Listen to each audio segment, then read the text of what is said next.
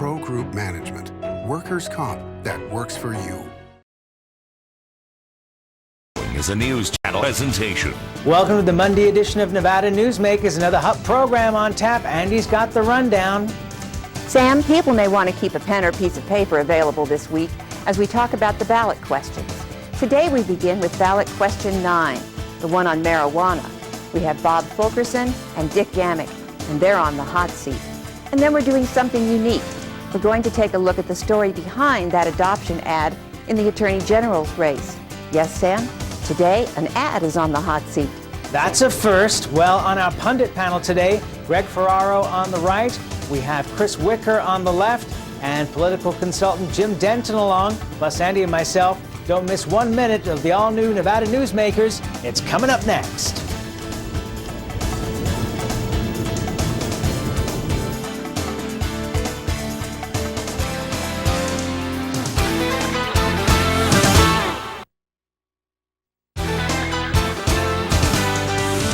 This is Nevada Newsmakers with Sam Shad and political analyst Ande Engleman. We start off with question 9 today. That's the marijuana question. We've got Dick Gammick here and Bob Fulkerson. And Andy, explain to us, if you would, the basis of this question. Yes, basically we're talking about whether or not marijuana should be legalized. Now, this is supposed to be aimed for the benefit of people who are on medical marijuana, so they wouldn't have to go to somebody illegal to buy their marijuana. This would make it a legal thing to be sold to people who need medical marijuana.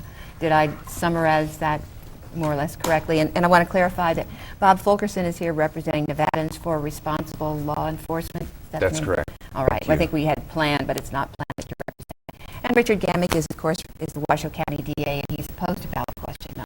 Okay, let's start out. Bob, 3 ounces of pot would be legal. May I do the honors here? Are we out of our minds? This is a huge amount of marijuana. Why would anybody need this much? What's this, a year's supply?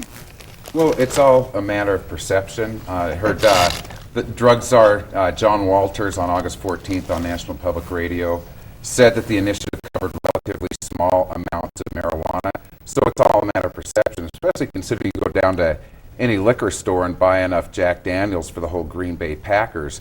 3 ounces is not, it's just a matter of perception. And I think the opponents on this would be opposed to it whether it were a half an ounce, a quarter ounce, or 3 ounces. Let's stop right now, right with that. We've gone to alcohol, we've gone to a different amount, we've gone to the medical marijuana. We're not talking about any of that. We are talking about a bill that has been introduced to the voters of this state to legalize 3 ounces of marijuana. That's what this is. It has one small provision in it that speaks to medical marijuana. That's it. It talks about DUI and changing the standard there completely to where we feel it's going to be unenforceable. And I'm speaking with 30 years in experience in this area, not just off the top of my head. Mr. Rogers says he has all this legal stuff that says that it's not the case. Mr. Rogers is? He's the, in fact, have gun will travel. He is the snake salesman or the oil salesman or the Old West. He's come here from Texas. He's representing the Marijuana Policy Project. He's being paid full-time to get drugs legalized in this state. That's his whole purpose in life. And Dick, that reminds me, you keep talking about millionaires that are funding that campaign. Who are these mysterious millionaires that are? There's 3 individuals involved in this. I keep being told that only one of them's doing this particular campaign. Let me just say it's George Soros. Who's a billionaire. Who's a billionaire, yeah, millionaire, so he more than qualifies. John Sperling of Phoenix, Arizona, and Peter Lewis of Cleveland, Ohio. Those 3 gentlemen have spent over $20 million in their quest to legalize drugs. And in talking to John Walters, I even got more of a perspective on them. Their whole goal is to legalize drugs, period. Well, you talk about going off the point and bringing in alcohol and cancer patients, things like that. When you can't attack the message directly, you attack the messenger, and that's what I see a lot here. I think there's a lot of Nevadans. I'm a 5th-generation Nevadan. There's a lot of people in rural Nevada who love this state, who have been here forever, who have kids, who don't want to see their kids using drugs, who are in favor of this question. Why? Well, for one thing, if you're in favor of medical marijuana, why would you be in favor of having a cancer patient have to buy that marijuana, that plant from a drug dealer? And Bob, why not with set a bill, it up? Come up with a bill that fixes that one point, not this bill. And This you bill support that. legalizes 3 ounces of marijuana. I didn't support medical marijuana because it doesn't Well, exist. so there we go. What You I've know, said you would all oppose along- that as well. What I've said all along is Yeah. you get the FDA to approve it, and I'll shut my mouth. The Bob, FDA or the EMA. Does this So bill you wanna affect wait for the DUIs? federal government. Does this bill affect DUIs, the definition of a DUI? It would make, it would place a ban of driving under the influence of marijuana, definitely. Driving dangerously. That's the addition. which What, it does adds not the ex- word dangerously, which right now does not exist in No, law? it does Is not. that- It's never been defined. Is that the difference? Yes. It requires Okay. a person to drive dangerously.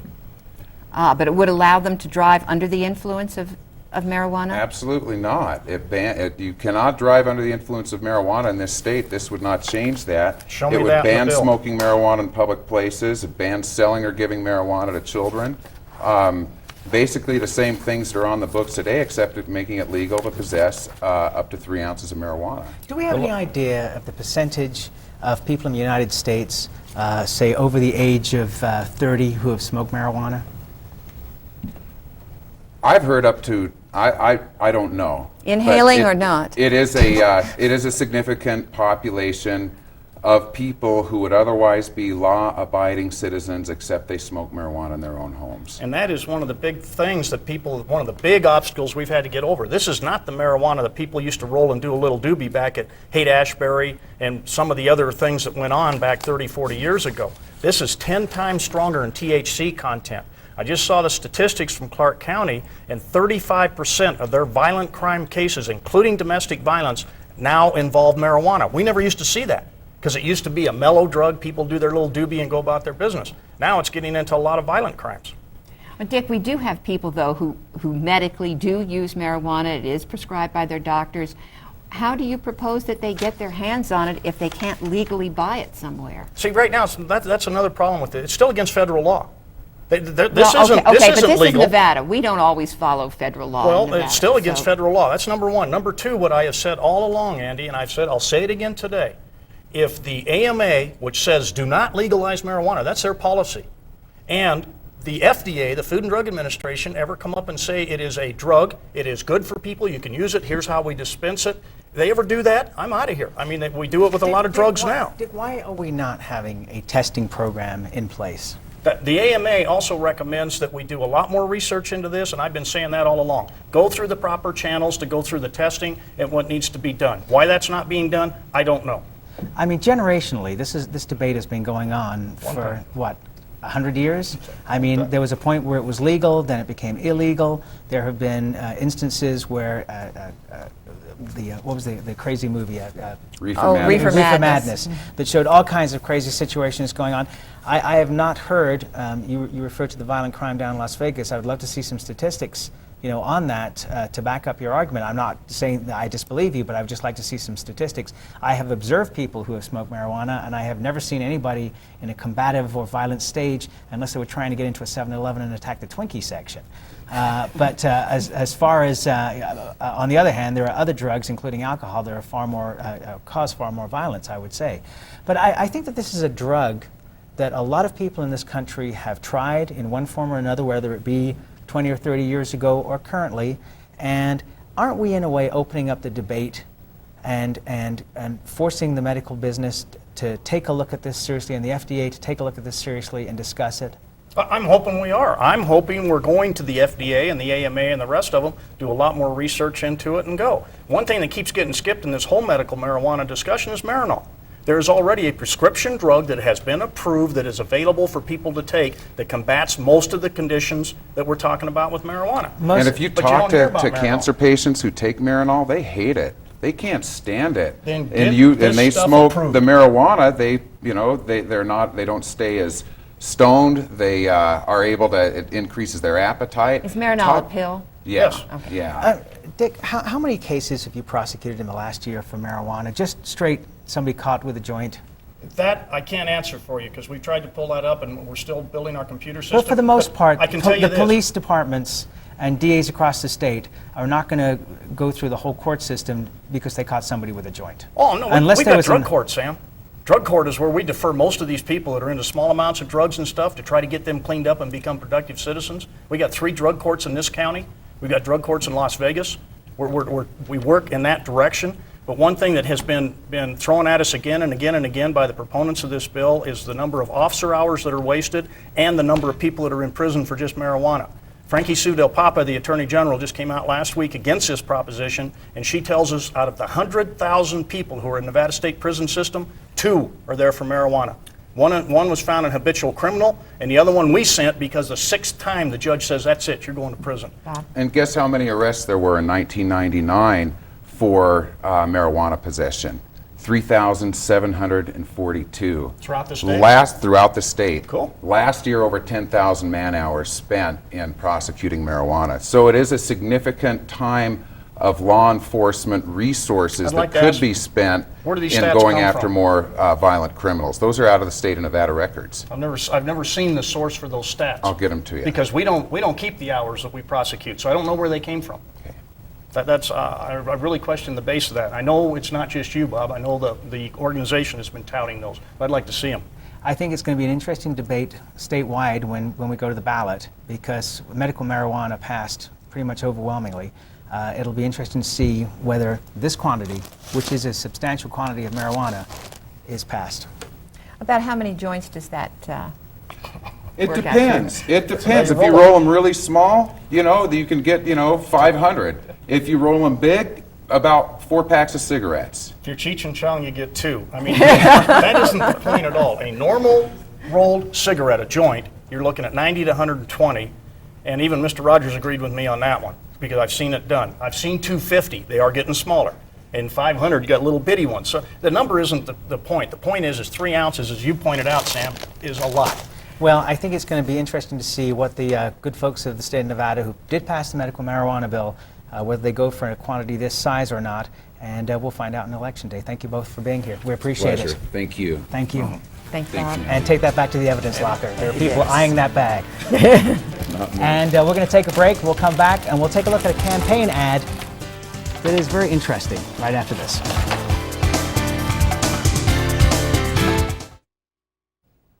The Hunt-Sandoval race is one of the most hotly contested in the state, and now there's a question of truth in advertising, in political advertising.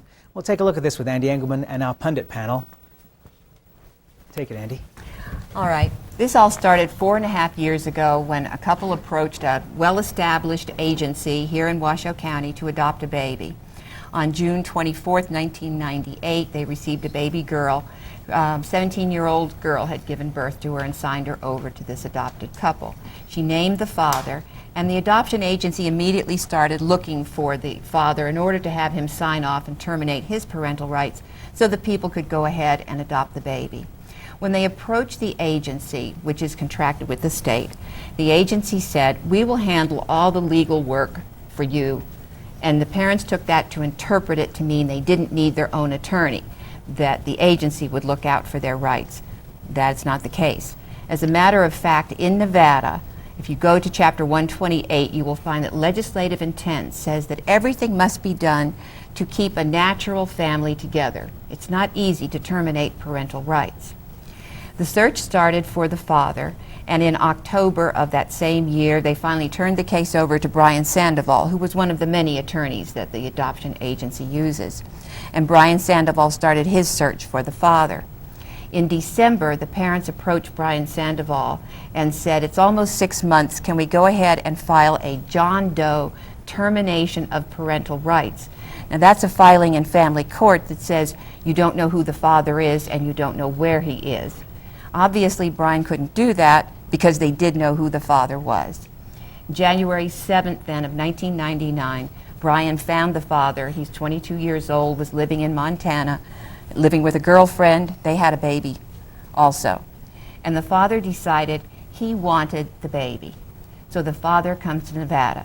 Now, as soon as the father says that he wants the baby, then the state is obligated to try and reunite the father with the baby. It's no different, Andy. It's no different than the Alien Gonzalez thing that you saw in Florida. Okay. Somewhat. Parents Somewhat. have- It's more like the baby Parents have- Jessica. Parents have natural But rights. Let me finish. Parents have rights. So the parents, though, thought that Brian should be advocating for them, when in fact, as soon as the father said he wanted the baby, it was Brian's duty to do, working for the agency and for the state, to try and reunite the baby with the father. He could not do anything for the parents. It would be a conflict. Ultimately, the parents hired their own attorney, highly respected attorney in Carson City, who filed in Washoe County Family Court for them to look at what was in the best interest of the child. The father got tired of the investigative process. The parents agreed to pay his legal fees, and ultimately he signed off on giving the people the baby. At no time did the parents lose custody of the baby. They had the baby the whole time, although they were threatened with possible Before loss. you show the ad, I have a question, because I have seen the Certainly. ad. The question I have, and it's a political question, and that is, in this process, after this was over, did anyone, the parents or anyone else, the adoptive parents, file a complaint with the state bar against Brian Sandoval? Did No, anyone and- say anything? Did anyone? No, and in fact, Did even anyone do their, anything? even their attorney says nothing legally was done incorrectly. Everything that Brian did was done correctly. There's a couple of other things you should know. Brian was trained in how to handle these adoptions by someone who is now a judge in the Washoe County Family Court. Just before this person left their position in handling adoptions, they trained Brian, then went on to become a judge. Also, in Carson City, the procedures for adoption are very different than they are in Washoe County Family Court. In Carson City, there is no family court. There are 2 district judges who handle all kinds of cases, and it's very different in Carson City than it is in Washoe County. In fact, subsequently, the parents did a private adoption in Carson City for another baby, and it went through very quickly. Let's take a look at the ad. Right. Brian Sandoval almost destroyed our family. 4 years ago, we started the process of adopting our little girl. Brian Sandoval was a legal counsel for the adopting agency. What should have been the most wonderful time of our lives quickly became a living hell. Sandoval's irresponsibility caused us to come dangerously close to losing our little girl. Our lives were in shambles, and our family was literally torn apart. If Brian Sandoval couldn't be trusted with our family, should he be trusted with yours? That's the commercial. We'll take a break and come back and talk about it. Chris, do you think the ad is fair? Well, I think from the facts you stated, there might be some unfairness to the ad. But what I'd like to add some things to what you said. One, somebody seriously dropped the ball, and whether it was Brian Sandoval or Community Services, I don't know, but it doesn't take 9 months to find somebody that's not trying to hide. And for Community Services now might say, well, we started and this whole time we were looking for the guy. Well, that doesn't wash with me. I think that somebody dropped the ball and started this termination process way later than it should have been. I think the other thing I'd like to say is I've heard the Sandoval campaign say that, well, he couldn't talk to these people because there's a conflict of interest. They're mixing up 2 things. A conflict of interest may mean that he can't represent them, does not mean that he can't talk to them.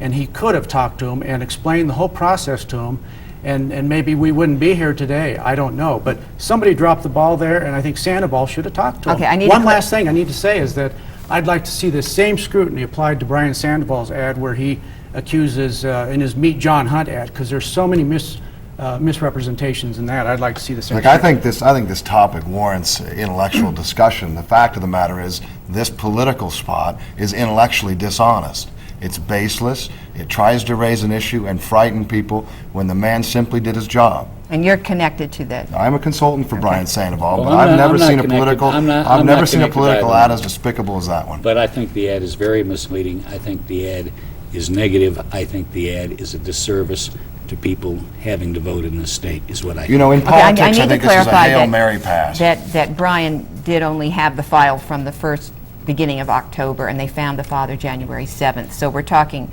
3 months. If the agency held up before then, that's state government. And you know, the thing about ads like this that I do not like, the things that have happened in the past, if these people had this kind of a problem with Brian Sandoval, why did they not file a complaint with the state bar? And I think legally, that's a red herring. nothing was done This is wrong. more about politics. This is- than it the was filing- all about. filing is a red herring. People This is don't all always go out and about, file this is complaints. all about No. politics. Listen, Hunt is way behind. Yeah, The I agree. campaign has made a decision to try to grab the last. Hunt is not way behind. he's way If- behind. If I'll you tell look you at your what. polling, it's dead even I'll right tell now. you, he's I not. looked It's at not it dead this- even. I looked at it this morning. Chris. Okay. Now I understand. I understand the Sandoval campaign has an answering ad. We'll take a look at that next week start or tomorrow. in a few Okay, days. start tomorrow. We got about 30 But- seconds left. right.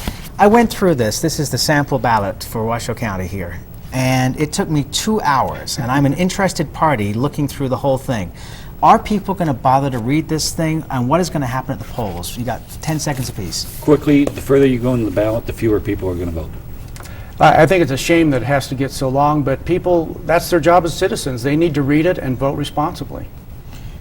No, I don't think they're going to read it. I don't think they're going to read it either. We'll take a break. We'll be right back.